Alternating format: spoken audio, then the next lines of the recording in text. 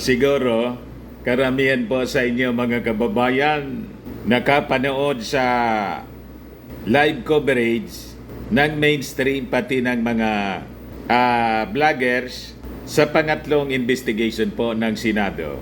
Yung Committee on Public Order and Dangerous Drugs ni Senator Botas, Senator Bato. Talaga naman niya Mr. Marabilla, si Senator Bato. Nagkabutas-butas, pati yung kanyang testigo. Hindi ko nasimulan mga kababayan, pasensya na kayo kasi siyempre busy rin tayo. Pero i-review ko po yung recorded na live streaming ng Senado. Ayan po, yung Committee on Public Order and Dangerous Drug hearing kanina, Senate of the Philippines.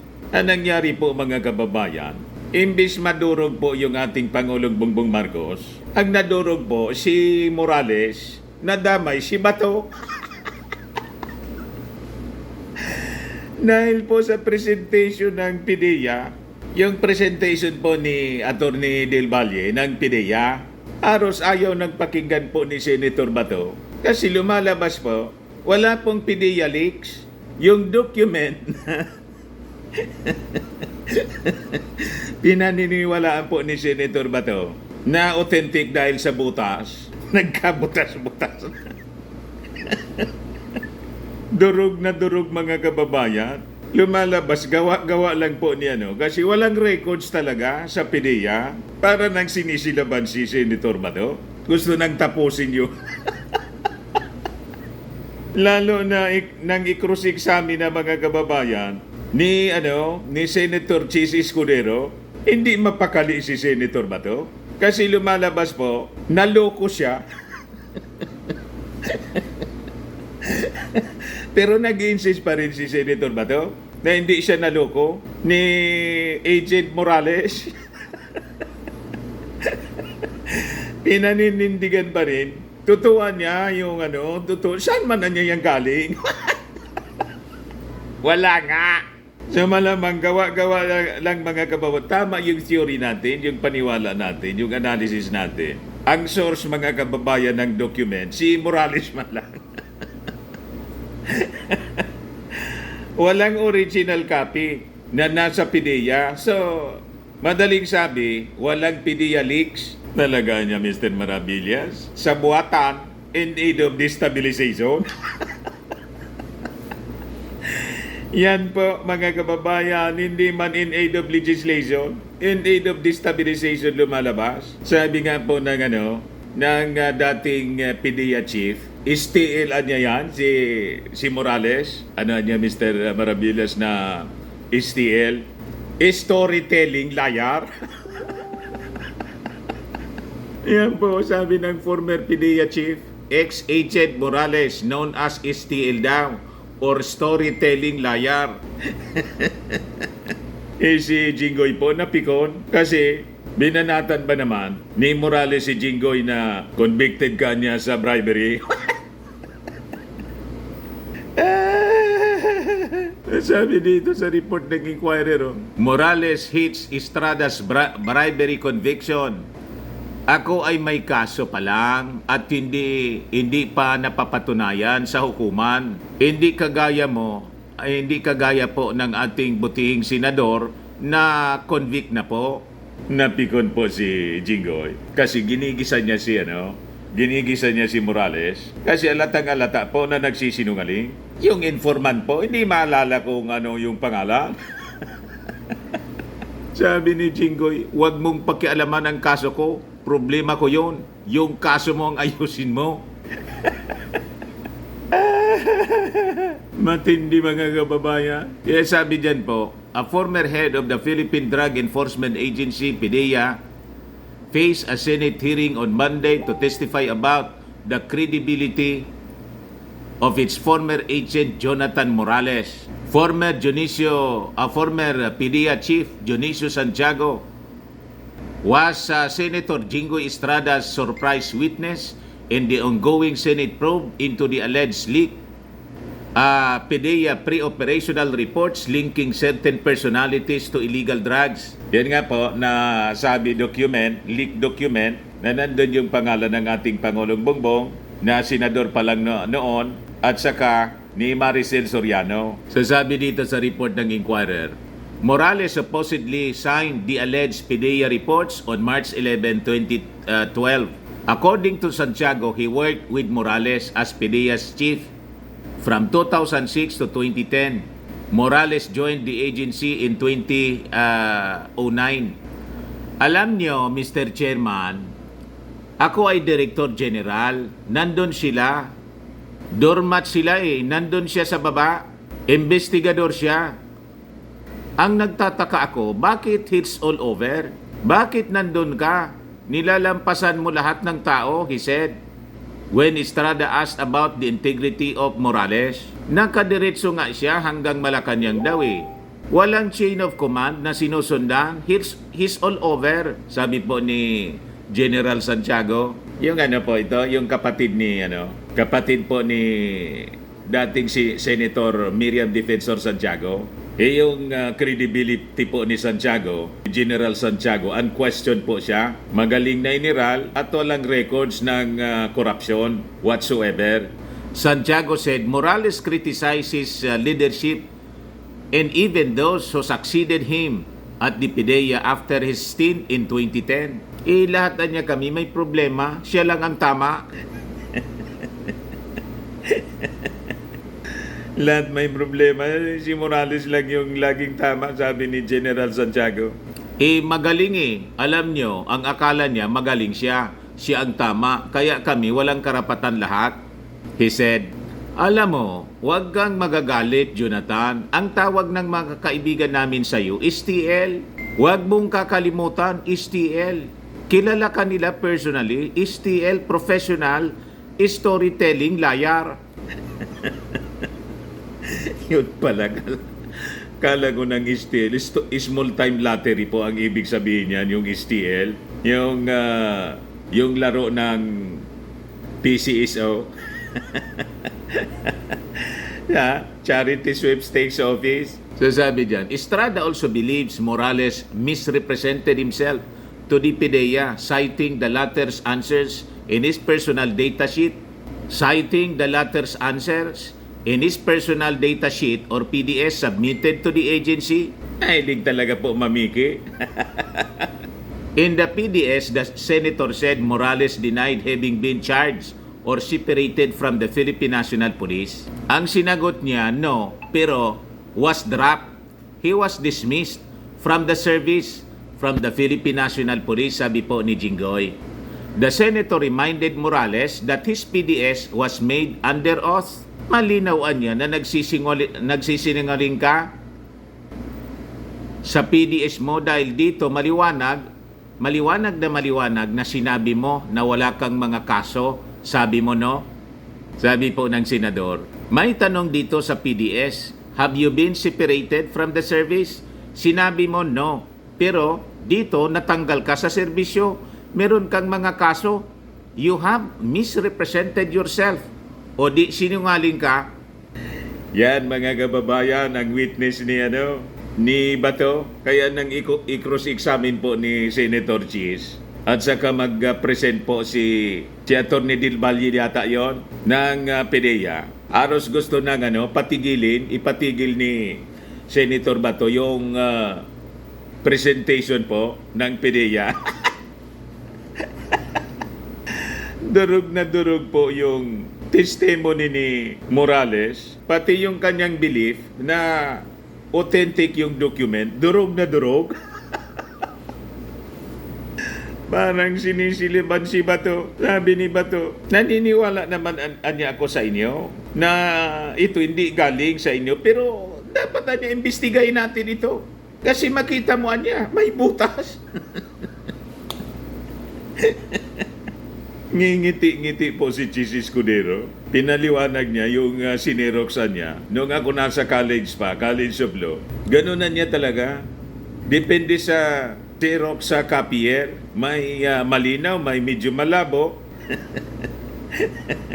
Yung pagka-photocopyan niya, hindi po makita kung saan galing yung original copy noon. Yun ang pinanindigan po ni Senator Butas. Ay, Butas ba to?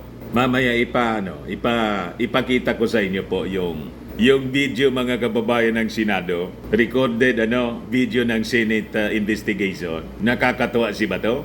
But Morales, sabi rito, insisted he did not misrepresent himself to PIDEA, saying he had complied with the agency's requirements. He explained that he was later asked to change his answers in the PDS because at the time he did not yet know the status of some of the required information. Yun ang kanyang palusot, mga kababayan. STL nga po, storytelling liar. Magaling magtay-tay ng kwento. Isabi ng ating Pangulong Bongbong Marcos, ang description kay Morales, jukebox, pag inulugan mo niya ng pera, kahit anong kanta, kakantay niya. Ayan po, mga kababayan, yung presentation ni Attorney Del Valle ng PIDEA. Pakinggan po natin yung kanyang presentation. At dito po, ininterrupt ni Senator Bato, yung presentation ni Attorney Del Valle, kasi durog na durog yung kanyang paniwala. Na-leak documentan niya ito. Tostado, mga kababayan. Tostado si Bato, pati si Morales po, tostado rito.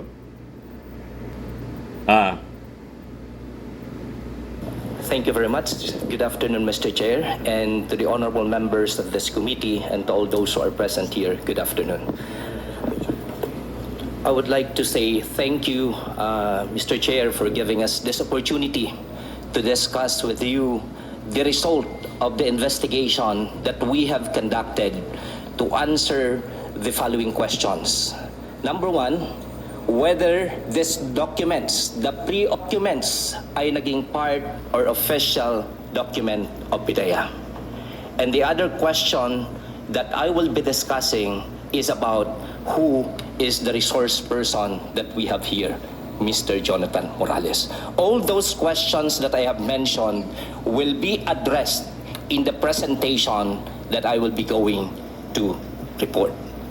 And I would like to inform this honorable committee that the report that I'm going to make is not my personal opinion. It's not my personal report because, as mentioned by our Deputy Director General for Operation, this is the result of the investigation that the PIDEA had conducted, as yung aming Deputy Director General for Operation ay siya po yung head nito with the instruction of the Director General of PIDEA. Okay, please, next slide. Yung report that I'm going to present, ito po yung final report that we have submitted to the Director General of PIDEA dated April 14, 2024. Okay, in the next slide please. Take a look at the two documents na sinasabi nating alleged PIDEA leaks. The pre-operation report and the authority to operate. If you are going to take a look at the two pictures there, makikita natin that those documents, number one, parehas po silang walang control number. Aside from these two documents na walang control number, yung documents pong ito were intentionally obliterated. And yung documents pong ito, most of the items therein ay remained unfilled. This deprived the PIDEA para malaman po magkaroon ng kung talagang totoo or hindi or nag-e-exist yung dokumentong ito. Kasi hindi namin mabe-verify. The investigation that we have conducted during the past 2 years. Kapag na-disapprove o kaya hindi na-submit yung papel na yan, magkakaroon ba ng control number? May interruption agad po si Bato. Ako si Morales. At inamin naman niya, pinirmahan niya. Ngayon, kung sinabihan ako na di-disapprove yung operation na yan, magkakaroon ba yan ng control number? Hindi po. Oh, hindi. So, meaning, tingnan mo nature ng papel. Tingnan mo, kung sabihin mo, new file yan, that's an old file. Tingnan mo yung color ng papel. Dito Color pa ng lang, papel. mga At saka yung kababayan, butas doon sa taranta confidential. na si Bato. Yan. Pero ang tanong dyan, sino may hawak ng papel na yan? Okay, Diba? that's what we are going to answer Okay. po, Your Honor, in my next presentation. And Oh, so, some of the slides. settle din, hindi yan Ayaw pa biluin nasubmit po at si hindi Atty. Del Valle. obvious ka, magkakaroon ng control number. Yes po. Correct? Yes Okay. po. Please continue. But napakalinaw po during the series of questions na tinanong po yung ating resource person that he cannot even present any evidence that would prove that these two documents ay talagang nangyari o totoo. In this pre-operation report, makikita po And then, natin. if you're going to say na hindi totoo, Grabe interruption papel na pa. yan, sinabi mo na ako'y nauto ni Morales. Naoto nga. Kasi sinabi ko naman talaga, totoo. Makita mo na yung papel, oh. Discolored. Andyan yung papel na yan. Ang tanong lang kayo kung sino may hawak. Ha? Your Honor, as Ako'y naniniwala na may papel na ganyan talaga. Despite the fact na soft copy lang, magkakaroon ng soft copy kung wala yung papel na yan. Recording in Diba? progress. Very clear yung papel. Brown na nga, oh, sa kalumaan niya. So, tingnan mo. Mga stain Defensive sa baba. masyado si Bato pa. Pwede ba yung generate yan? Yung papel na yan, iimbituhin mo yan? Pati yung butas doon sa panser? Pinanindigan po yung butas. Just one. Physical piece of the papel. Although, Xerox lang yan. Pero yung original na papel yan, tingnan mo. Lumang papel talaga yan. Kaya nga, ako yung naniniwala sa inyo na wala talaga sa inyo. Most likely, ito sa akin. Kung hindi man ito nalagay, Defensive po si Bato. ano ko ito? Kung hindi ito nalagay sa file ninyo, pwedeng ang gumawa nito siyang nagtago ng papel na ito. posible po. Ako, to be honest, I am not destroying you, Morales. Ako, isa rin sa iniisip ko na pwedeng ikaw gumawa nito, hindi mo na-submit, Siya man talaga gumawa baka nasa iyo niya. yung papel na yan. Si Morales. Sige lang, I am giving you the benefit of the doubt. Pero pag sinabi ninyo, ikaw, attorney,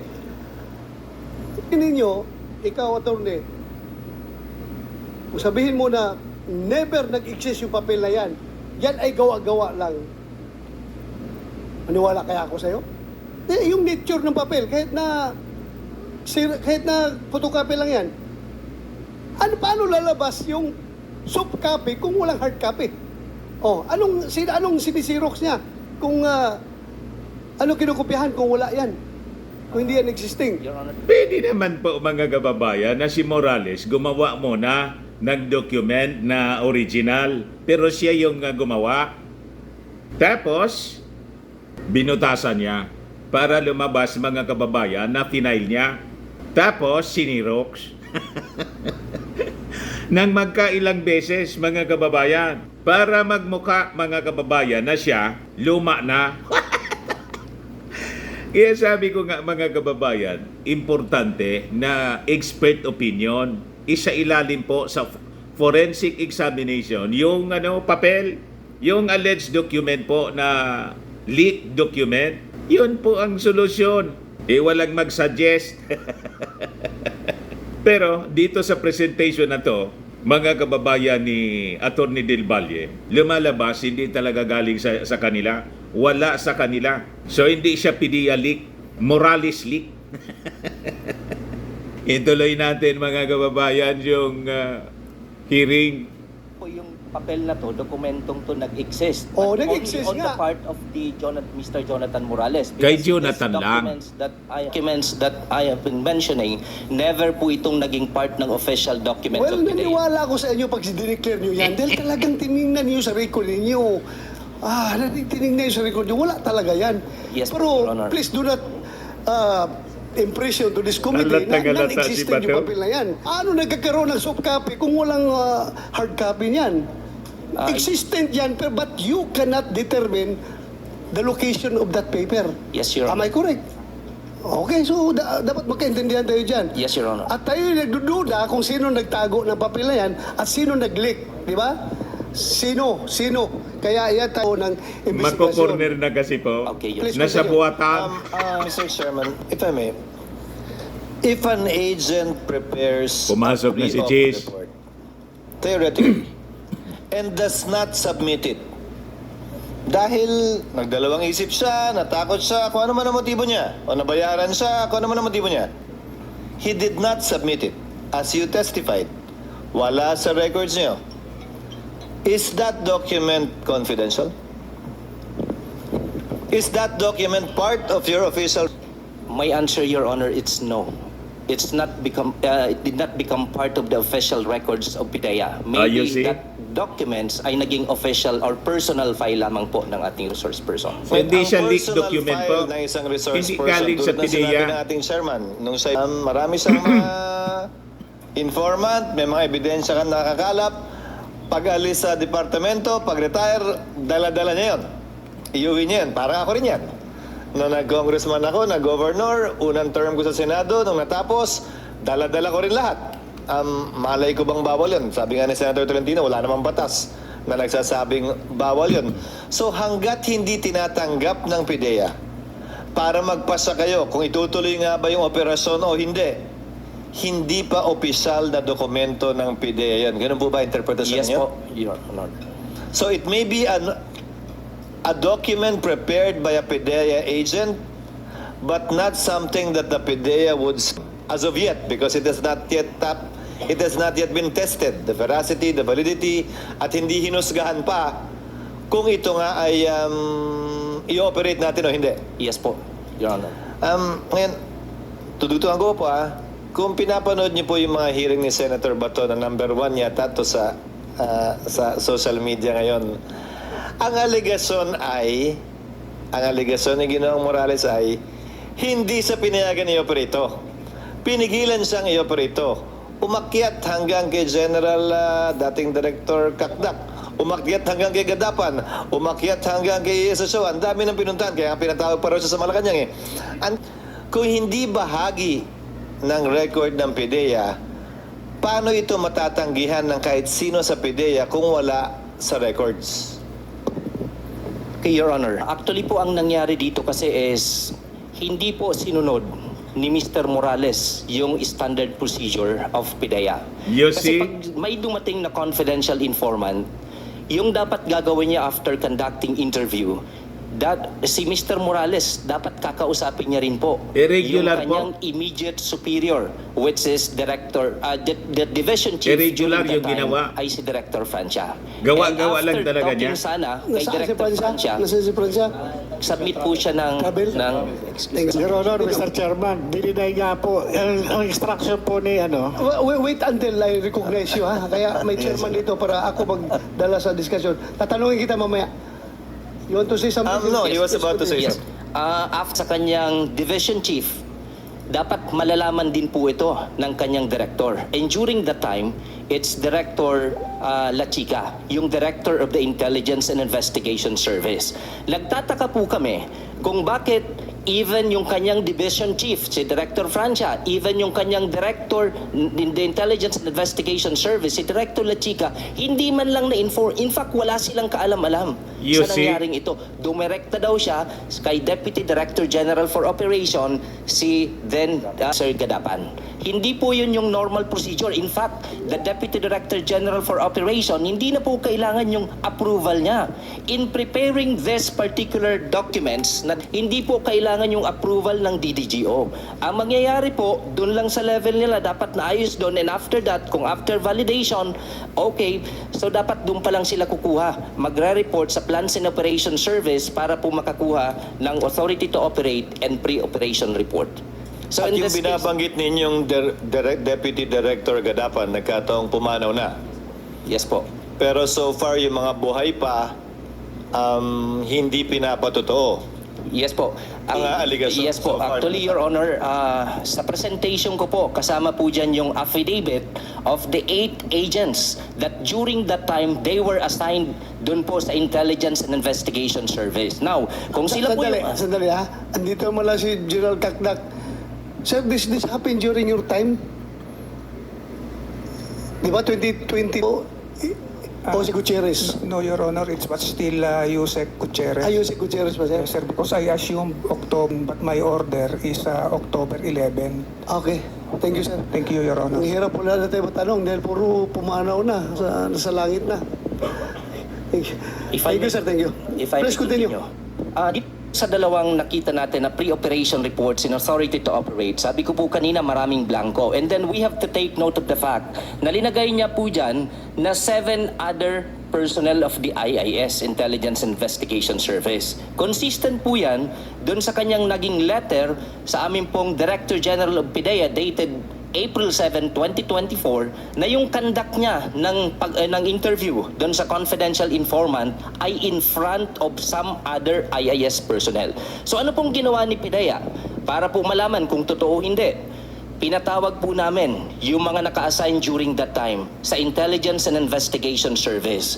Sino-sino yun? We have consulted the Director of the Human Resource Management Service of PIDEA and then kinausap namin sila, nangyari ba talaga to o hindi? Recording in Ang sabi progress. po nila, wala po silang kaalam-alam, wala po silang natatandaan based on their personal recollection na may nangyari pong confidential informant na nag-report stating therein na yung subject po na nandito sa ating pre-operation report and the authority to operate ay naging po. Okay, yun nga, na-discuss na natin ang previous hearing, no?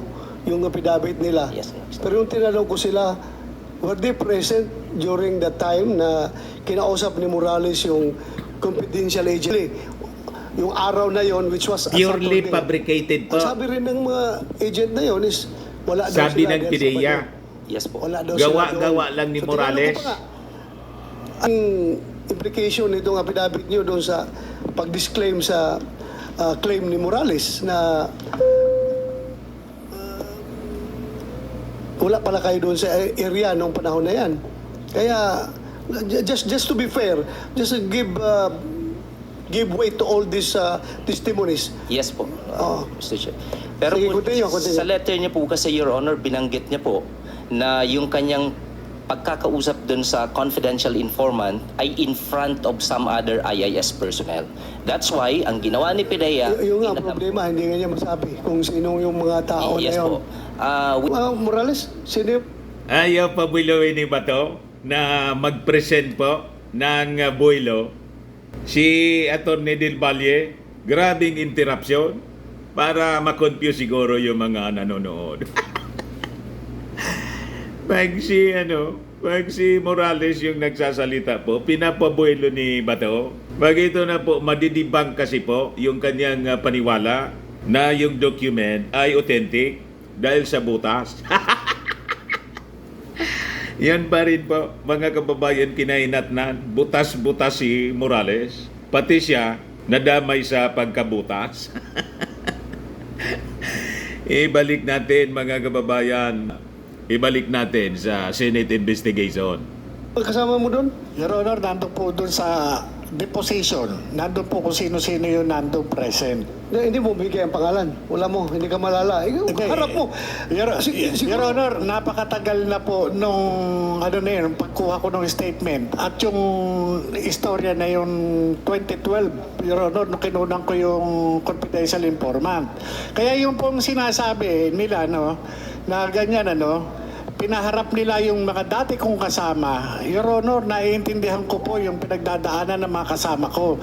Wala naman ho silang pagpipilian. Kung pipiliin nila ako o nila yung trabaho nila ngayon, Your Honor. Appealing to sige, thank you. emotion Your siya. Honor, Continue. ito po yung mga nag-execute ng affidavit. We once again ask them regarding this. Kasi wala naman pong ibang sasabihin si Mr. Jonathan Morales na kasama niya kung hindi po yung mga naka-assign doon sa Intelligence and Investigation Service. And then, one thing, Your Honor, if I may continue, dito po sa ating pre-operation report, ang nakalagay po dyan na unit is Unit 4-C. Yun po yung address sa Rockwell, Unit 4-C. At kinonfirm po ito ni Mr. Morales during the first hearing. At ito po yung lumalabas sa social media for the past 2 months na nakikita po ng lahat, nakikita po yung address 4-C po ito. At ito po yung kinonfirm niya for several times. Inamin naman rin niya na clerical error yun. 46-C talaga yung unit ni Marcel Soriano kasi nakalagay din doon sa ibang papel niya, 46-C, di ba? Yes po, sir. So, ano mangyayari naman yan sa atin yan, yung mga nagkakamali tayo sa ating mga papeles? Mas importante, na-confirm natin na mayroong 46-C sa Rockwell na pinagmamay-ari ni Maricel Soriano na na inamin mismo ni Soriano when he testified before this committee. Di ba? Your Honor, ang point lang po namin is sobrang magkaiba po yung Unit 4-C sa Unit 46C. Yung nga, inamin, kamali daw siya, kaya 46-C yun ang totoo. You see? Tinanong ko siya kung saan ang totoo, 4-C or 46-C. Kasi meron din 4-C, si papel dyan na 46-C. 46-C, nakita mo? May papel siya dyan na 46-C. So, kinuprunta ko siya, malayo saan yun. itong dalawa Sa document, ang totoo. Sinabi niya napaka-importante 46-C. yun, mga kababayan. Let's leave it at that. Thank you. Please Thank you, continue. Your Honor. Please, next slide. Yung ating pong pre-operation report and authority to operate, they do not exist in the PIDEA Regional Office, National Capital Region, records of operational coordination reports. Makikita po natin dyan na yung March 10 and March 12, 2012, meron pong naging coordination. March 10, ang serial number po ay nagtatapos sa 22. Yung March 12 naman po ay nagtatapos sa 23. Indicating na wala pong other coordination nangyari in between the March 10 and March 12. Yung March 10 pong binabanggit dyan, hindi po yan yung tungkol doon sa pumuntang confidential informant kay Mr. Jonathan Morales. Gusto ko pong i-reiterate na ito pong papel na to magpapatunay na wala pong anumang nai-report sa regional office ng National Capital Region pertaining dun po sa pumuntang confidential informant. At hindi po ito madadaya dahil serialized po yung control number. Magkasunod po yan, wala pong in-between na nangyari and wala pong other coordination. Talagang You see? ipaparating mo doon sa operation regional operation center kapag may magpunta sa iyo na informant? Ganun ba? Your Honor, lahat po ng coordination, Hindi, it's not about coordination. This is about lapit ng tao sa iyo. Ikaw, may confidential informant ako. Pupunta ako sa iyo, sir. May impormasyon ako na ganito. I-report mo kagad dyan sa Regional Operation Center na may pumunta sa akin na informant? Is that the way it is? hindi po diretso, Your Honor, after na po ma-process. O after na ma-process. So after. Yes po. Sige, continue. Thank you, Your Honor. Next slide, please. Durog na durog si Bato pa. These documents do not exist in the records of the National Operations Center of PIDEA. So katulad na nakita natin sa previous slide, the serial number dun sa March 10 and March 12, 2012 ay magkasunod. Yung isa nagtatapos po sa numbers 1-1 at yung kasunod po nagtatapos po sa numbers 1-2. Ibig sabihin, I think, I get your point. I get your point. The mere fact na wala siyang control number, wala talaga. No use discussing all these things. Yes. Kasi ang control number yun, paano natin ikumpara? Walang control number dahil na-disapprove, hindi natuloy yung operation, di ba? Yes, Your Honor. So, Just to there's prove, no Your choice, there's no use discussing this. To start with, yung papel na pinapakalat sa social media, wala talagang control number. yeah, I'm just presenting this, Your Honor, just to prove that these documents ay hindi po talaga naging official documents of PIDEA. Ay, hindi naman talaga. Naniwala ako sa inyo na hindi talaga. Thank you, Your Honor. Naniwala ko, no need of explaining it. Kayo sabi sa akin Madaling na sabi, hindi official leak yan. Wala, document. naniwala ako. Wala Hindi sa mo talaga PIDEA. makita yan doon. Saan mo makita So kay yan? Morales lang, Hindi mo makita yan. gawa-gawa Kaya niya. anong hanap ninyo? Thank you, Your Honor. Pero, siguro naman, kayo lahat mag-agree sa akin na yung soft copy na yan, meron talaga yung papel na existing na hard copy na kinopyahan ng Xerox. Ha? Everybody agree with me? Walang mag-agree. Your Honor, actually, kung makikita natin yung pre-operation reports at authority to operate na sobrang medyo malabo at maraming inyong natanggal, kahit sino po sigurong dating PIDEA employee or lalong-lalo na PIDEA agent po pwede pong gawin yan. You see? Madali lamang po yun, lalong-lalo na kung yung tao siyang You mean to say, yung ganong kaluma na papel, pwedeng gawin ngayon? O existing? Anong klaruhin natin? Pwede po kasi, Your Honor, that's because of paulit-ulit pong na You see? Pwede siyang gawin. Mr. Paulit-ulit Chairman, lang. Mr. Chairman, if I Para may. magmukhang luma. I did not Si attend Chief the first Escudero hearing pa. and did the entirety of the second hearing, but I know for a fact it's a photocopy It's a picture of a photocopy is what we have. If what we have is a picture of a photocopy, paano po natin malalaman kung gaano kaluma nga yung papel na yon? Na may butas, meaning nasa folder dati. Pero paano ho natin malalaman kung brown na yung papel, kung luma na yung papel, if on hand, without former Agent Morales presenting the original? How do we find out if how did we find out that it is an old piece of paper? Paki-plus nga yung papel na yan. Paki-plus ulit yun, yung papel. Paki-plus. Especially referring to the color, Sige, Mr. yung Chairman. color kanina. Sana yun. Ayan O, ba? Yan, tingnan nyo. Yung mga markings na yan, sa kalumaan na yan, at saka nabasa-basa na yan siguro. Mr. Chairman, I went to the College of Law. I would photocopy at least about 100 volumes of SCRA. Depende ho dun sa Xerox eh. May Xerox na maganda. May Xerox, so yung mas murang Xerox, mas pangit eh. Yung mamisong Xerox nun, clear eh. Well, magkakaroon din ng kanya-kanyang Yes, I agree, but- opinion nito. Pero ako, nag-retire ako sa PNP. Kung tingnan mo yung mga second lieutenant pa ako na file, ganyan na ganyan talaga tingnan ngayon eh. Ganyan na ganyan talaga, yung mga color na yan. So kaya nga sinabi ko, existing yung file na yan. Kasi paano nga nagkakaroon ng soft copy kung hindi, walang kinupyahan dyan. Yun lang sa akin. But when you say na non-existent sa file niyo yan, wala talaga. Naniwala ako sa inyo. Pero kung hindi, I bet may bayag. Totoo yan. Talagang nag-insist po si Bato, itataya na niya daw niya yung kanyang bayag. Madudurog yung bayag mo. Huwag mong itaya dyan kay Morales kasi STL yan si Morales. Storytelling liar. Sabi ni General Santiago. Ituloy natin mga kababayan. Pero ang tanong, sino may hawak? Posible pa na si Morales may hawak niyan at siya ang nagpakalat niyan. To be frank about it, isa yan sa mga pagdududa na iniisip ko, Jonathan Morales, na Yes, Your Pwedeng Honor. ikaw. Ang ano nga, Your Honor, Mr. Chairman, kaya lang ako napunta rito as resource person dahil nga nung sumulat ako sa kanila, sinabi ko na wala akong kinalaman dyan sa nilabas ng vlogger. Kasi kinontak lang din sir ako ng kasama ko sa PIDEA. yung nga, Kaya ko lang din nalaman. yung nga pa pinakita yung pangalan Dininay mo na niya dyan. si Marlica. Pinakita yung signature mo. Sumulat ka agad sa PDEA na Yes, sir. Dahil nga, tumawa. yes, sir, Your Honor. Dahil tanda ko naman talaga na ako talaga yung nag-imbestiga doon sa confidential informant.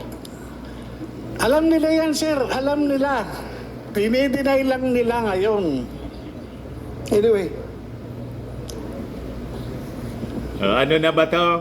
sige, continue. Your Honor, Oh. next slide please. They do not exist in the PIDEA blatter book ng aming Plans and Operation Service from 2010 up to present. Lahat po ng anti-illegal drugs operations and coordination na ginagawa, aside from yung amin pong database, meron po kaming blatter book na dala po namin ngayon, yung hard copy. Nakalagay po doon from 2010 up to present. Lahat po ng coordination, lahat po ng anti-illegal drugs operation. So in this case, wala pong entry na nagsasabi regarding that confidential informant. Next please. Next slide please. Ito po yung certification that we have from the Plans and Operation Service stating therein na wala nga pong nakalagay doon na nagpumunta na confidential informant and wala pong nag-coordinate regarding that matter. Next slide please. Dito po sa aming formis, nabanggit po ito dati na although hindi po nakalagay sa aming formis, ito po ay hindi rin nakalagay. Before formis kasi meron kaming data monitoring system, yung Damon po. Hindi din po ito nakalagay doon. And then, the name Bongbong Marcos. Hindi talaga malagay doon kung hindi sinubmit yan, hindi nilagay doon. Wala talaga. Hindi mo makita yun doon kung Yes. meron nagtago niya. Yes po. And Meron nagtago niya. yes. So, And the name Bongbong Marcos. marami ka pa? Marami ka pang aside from that? Konti lang. Please wrap up dahil ako ang prayer ngayon. Nagmamadali na? Baka dalawang beses ako Opening pumalitan prayer sa daw school, siya. hindi ako- Ayaw niya last nang decision sabihin ako itong na against nalita ako Bongbong sa Marcos prayer. na wala si Bonget. Continue. And the name Bongbong Marcos, Ayan. alias Bonget, does not appear in Yan. the National Drug Information System or Interagency Drug Information Database. Hence, he has never been included in the drug list or been subjected to any negation operation. Next, please. Remember talking about the drug list dito ha? Ang ating Malinaw pinag-usapan yung po, week na yan, mga yung- kababayan. Grabe interruption yan, no? Ayaw niyang pabuloyin yung pagsasalita ni Atty. Del Valle na sinasabi, mga kababayan, wala doon ang pangalan ni Bongbong Marcos. O yan po, mga kababayan. Sabi diyan, they also refuted that the name Bongbong Marcos Bonget mentioned in the pre-operations report dated March 11, 2012, which circulated in the YouTube blog of Maharlika, became a subject of their meeting for the purpose of conducting intelligence operation. You see? O sabi, in the joint affidavit dated April 14, 2024, 8 former co-employees of Mr. Morales at the Intelligence and Investigation Service debunked the latter's claim that there was no such confidential informant and information that a group of showbiz and political affluent personalities are using illegal drugs inside Unit 4, AC, Rizal Tower Building, Rockwell, Makati City. Ayan ang gustong i-interrupt, mga kababayan. Ini-interrupt ni Bato yung paliwanag, mga presentation, hindi paliwanag kundi mismong presentation ni Atty. Del Valle ng PIDEA. Sabi ni, nagmamadali na si Bato po kasi opening prayer daw siya sa Senado, sa Senate session. Kasi po, durog na siya. At saka yung kanyang witness si Morales, sa presentation pa lang po ng PIDEA ni Atty. Del Valle. Ipagpatuloy natin, mga kababayan. report at saka yung Nagmamadali siya. to operate, yun ang pinag-usapan natin, hindi drug list. Kasi ako, kung tanungin mo rin ako, nag-PNP ako, wala talaga ako nakita about that information. Ako mismo, Kita mo? So, sinabi niya din, mga kababayan, kasi in-interview siya, January yata, February yun, this year, kung nakita ba niya yung pangalan ni President Bongbong Marcos. Kasi di ba, unang lumabas yung leaked document na sinasabi at naging viral po. Ito yung yung controversy sa Pulburon na akusasyon, mga kababayan, ni Maharlika, ni Marites Lica, na malamang ang alam na ninyo kung sino nang nasa likod ni Marites Lica, yung siging akusa na mayroon tayong presidenteng bangang adik. Sabi ni Bato, wala man nga niya kung hindi man siya sa lista, hindi wala ko anyang nakita. Yun ang minimension niya po dito. Yan ang sinasabi niya dito, mga kababayan. So wala. honestly speaking, wala ko nakita. Kita ba? Pero hindi ko sinasabi rin na hindi siya pwede magiging subject sa information galing from somebody. Yun lang sa akin. Pero kung sabihin mo yung list na yan, wala ko nakita. Ako. Ayos wala sa drug list, mga kababayan, na sinasabi ng amo niya na si Digong na may nakita siya, pinakita sa kanya nasa what's the drug list yung ating Pangulong Bongbong Marcos. Di pa siya Pangulo noon. Inulit ngayon ni Bato na wala siyang nakita. You see? So sabi nga natin, mismong sa investigasyon ni Bato, dinurog niya yung sarili niya. O, di ba? Di diretso tayo replay nito. Continue. Thank you, Your Honor. Next is the joint affidavit ng mga naka-assign in the Intelligence and Investigation Service during the March 2012. Okay, stating in the affidavit po na wala sila based on their personal recollection, wala po silang nalamang ganong information. Next slide, please. Certification coming from the Human Resource Management Service of PIDEA na kung sino-sino po yung assigned na mga drug enforcement officers during that March 2012. Next, please. And ito po, yung pagkatao ng ating resource person, one of the topics that we discuss in the investigation that we have conducted. Your Honor, Mr. Chairman. Yes, go ahead, Senator Chis. Narinig na natin, akusado, maraming kaso, nagsinungaling noon, meaning it'll be submitted anyway. Since you will be doing the prayer, Mr. Chairman, Yes. I'd like to take advantage of the presence of this witness. Tokayo, Attorney Alam na Francis, niya. is a pre-operation authority to operate that document? Is it a controlled document o form lang yun na matatagpuan Ayan sa po, opisina ng PIDEA? that's not a controlled document. Yung yan pong... So form lang yun na matatagpuan sa opisina ng PIDEA, Yes. dadampot ka ng isa kung may gagawin kang isasubmit kang pre-operation report o authority to operate. Tama po ba? Yes. Magiging controlled document lang yan pag nalagyan na ng numero. Yes po. So hanggat wala pang numero yan, hindi pa yan controlled document, therefore hindi pa yan official document, therefore hindi pa siya public document, therefore hindi pa siya kasama sa official records ng PIDEA. Yes po. Magiging official record lang yan, gaya na sinasabi ni Chairman De La Rosa, wala kayong kopya kasi hindi pa nga hindi pa siya sinasubmit, hindi rin siya bahagi ng official records ng PIDEA. Yes. If it is not part of the official records of PIDEA, it is not the proper subject matter of a leak either yet. Kasi hindi pa Hindi naman siya bahagi leak. ng official record ng PIDEA. Ngayon, posible It's not na a may leaked ginawang document. ganyan talaga si Ginoong Morales. May informant man o wala, may nagbigay man ng affidavit o wala, may picture man o wala, posible yon. Pero hawak niya, file niya, nasa kanya, sa puntong yon, since you're an attorney, Francis, public document na ba siya o hindi pa? O dahil sa officer agent ng PIDEA, may tuturing ng public document siya? No, Your Honor. My next question, sir, is kung ito'y pinanumpaan, affidavit ba'y nagpapasumpa sa PIDEA noong mga panahong yon? Marami pong lawyers na naka-assign po sa Legal and Prosecution Service of PIDEA. Sila po yung dapat na magpasumpa. Kung lawyer po yan at I presume pwede lamang sila magpasumpa kapag sila'y notaryo. Meron pong mga may notarial commission during that time.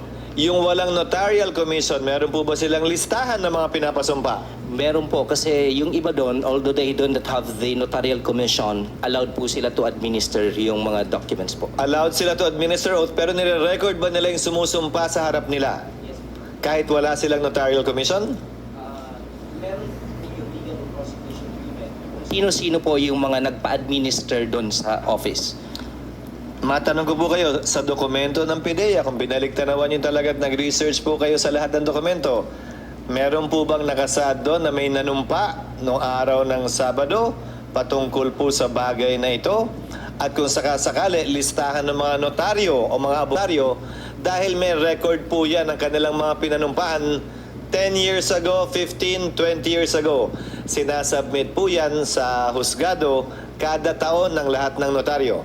Wala po kaming nakitang records. In fact, I issued as Director of the Legal and Prosecution Service as yun na wala po kaming nakitang records na ganon. Wala. And if I may add po, Your Honor, hindi po ito kasi yung usual na once mayroon pong confidential informant na, for example, first time na pumunta, wala pong confidential informant na papayag na itatranscribe into sworn statement po yon. Kasi in the sworn state, kung magiging affidavit po ito, ilalagay niya yung pangalan doon and then sasamahan niya po si Ginoong Morales sa Legal and Prosecution Service. Wala pong confidential informant na papayag sa ganon. So, sa kasong ito, kung may affidavit man, personal niya yon, kung sang notaryo man yon, kung may pre-operation o authority to operate man, hindi pa niya sinusumite kung sakasakali.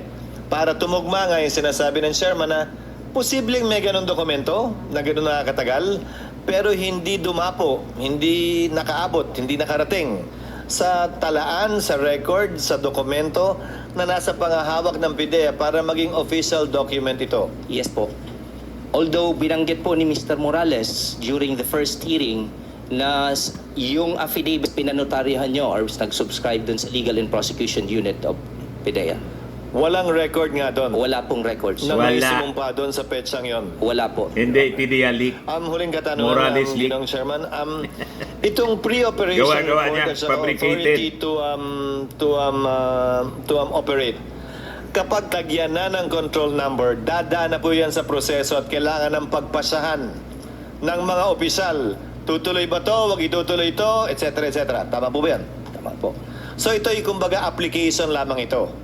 Opo. Pag sinumite, doon palang gugulong yung bola, ika nga. Opo. Hanggat hindi sinusumite, hindi gugulong ang bola. Opo. Tama At po. walang kailangan pagpasahan sino man sa hierarchy ng PIDEA. Tama. Mula sa kanyang immediate hanggang sa pinakamataas na opisyal ng PIDEA. Tama po. Thank you, Mr. Chairman. Thank you, Attorney, for that clarification. Thank you, Senator very much. Chis. Ano na? Bato? Tayo, Ayawan na. ganito na lang. Meron pa tayong isang hearing. Sana makarating yung hindi pa nakarating dito. And afterwards, tapusin na natin. Tapos na ito. Mr. Chairman, Yes. on that point before we adjourn, Tapusin I'd like mo to na raise kasi- an issue now or probably on the floor later because I heard the chairman earlier that we would have wound up this Paninira hearing lang.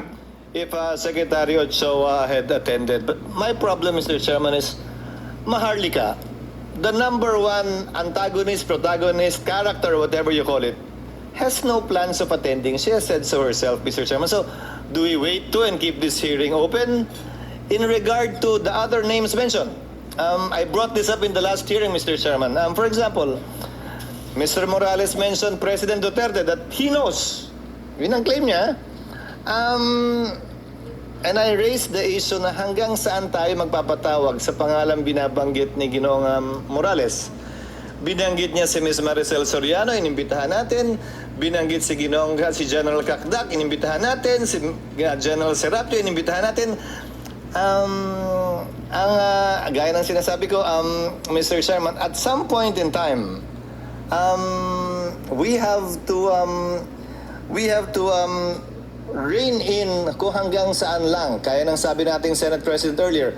And that is the reason, Mr. Chairman, why I think I've been in the Senate for quite some time. The reason why a motu proprio is usually isa.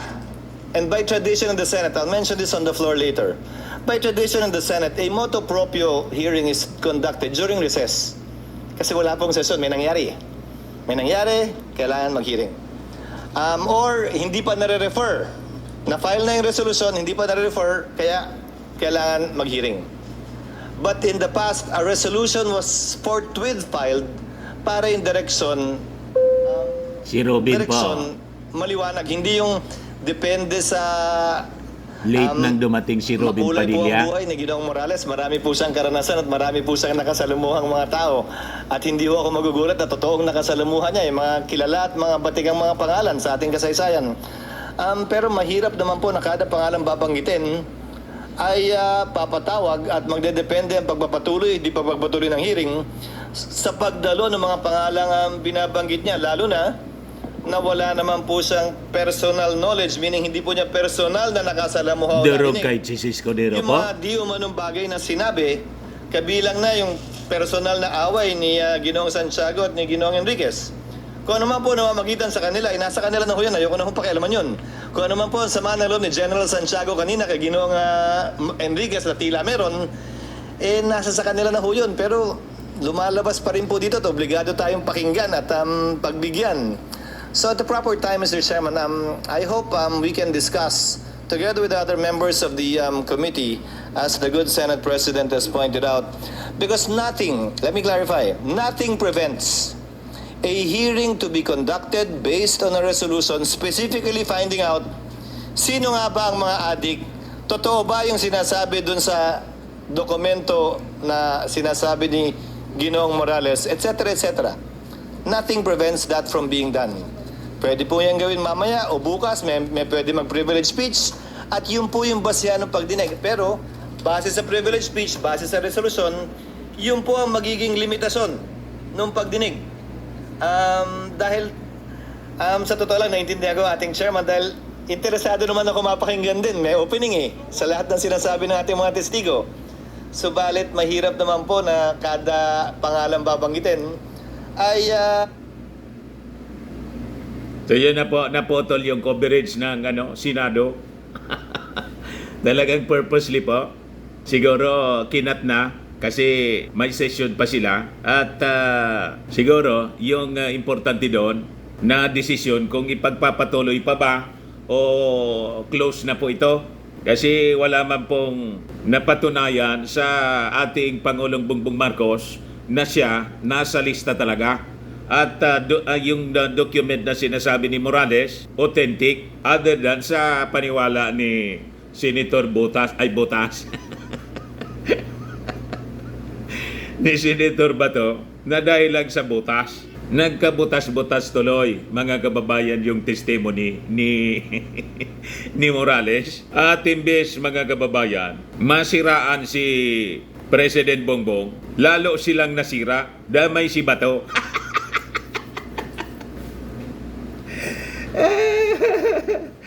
Yun ang nangyari po, mga kababayan. Anyway, tingnan natin kung may susunod pa na Senate investigation o madala na si Bato. Pag na niya, nadamay niya tuloy ako.